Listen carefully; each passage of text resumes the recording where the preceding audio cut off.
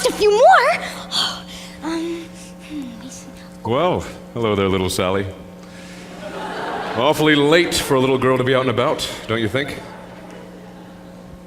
Oh, well, I'm just trying to scrape together a few coins before the late night rush is all. Got one to spare? Sure, little Sally. I'm in a good mood tonight. Gee, thanks. Oh. You know, officer, we don't spend too much time on hydraulics now, do we? Hydraulics, little Sally. You know, hydraulics. Hydration, irrigation, or just plain old laundry. Seems to me that with all this talk of water shortage and drought and whatnot, we might spend some time on those things too, you know? After all, a dry spell would affect hydraulics too, you know? Why, sure it would, little Sally. But, how shall I put it? Sometimes, in a musical, it's better to focus on one big thing rather than a lot of little things. The audience tends to be much happier that way, and it's easier to write. One big thing, huh? That's right, little Sally. And then why not hydraulics? Run along then, little Sally. You never know. Miss Pennywise might close the gate early. That's right. Thanks for the coin. Yeah. Bye. Why? Everything cleaned up all right, Mr. Barrel? Oh, sure, same as always. Oh, but did you hear him scream, though, Mr. Lockstock? Old man Strong? All the way down to Urinetown.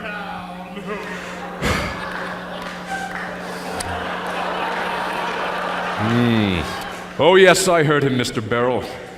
But then they all seem to scream in the end, now don't they? As their long journey to exile comes to a close and the spires of Urinetown peak above the horizon, they do scream then, Mr. Barrel. They most certainly do. Oh!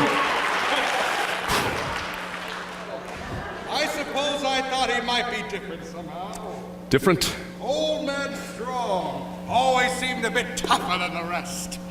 I was hoping he might, I don't know, surprise us somehow. If there's one thing I've learned in my many years of enforcing the laws of this city, it's that the journey down to Urinetown offers no surprises.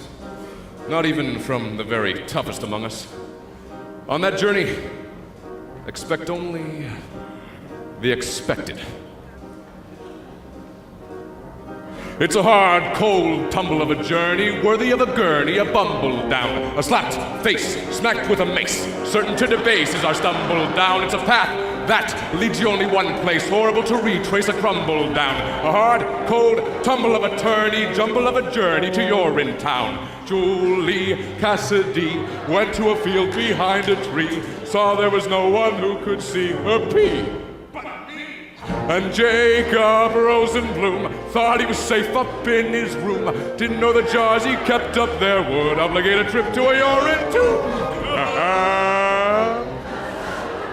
Well, there are those who find our methods vicious. A bunch of brutes, but it's we who gather for the people.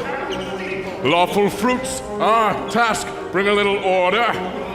From what he loots, as the book says, certainly a season. With hobnail boots, Roger Roosevelt kept a cup below his belt. Cup ran over when he knelt, he smelt.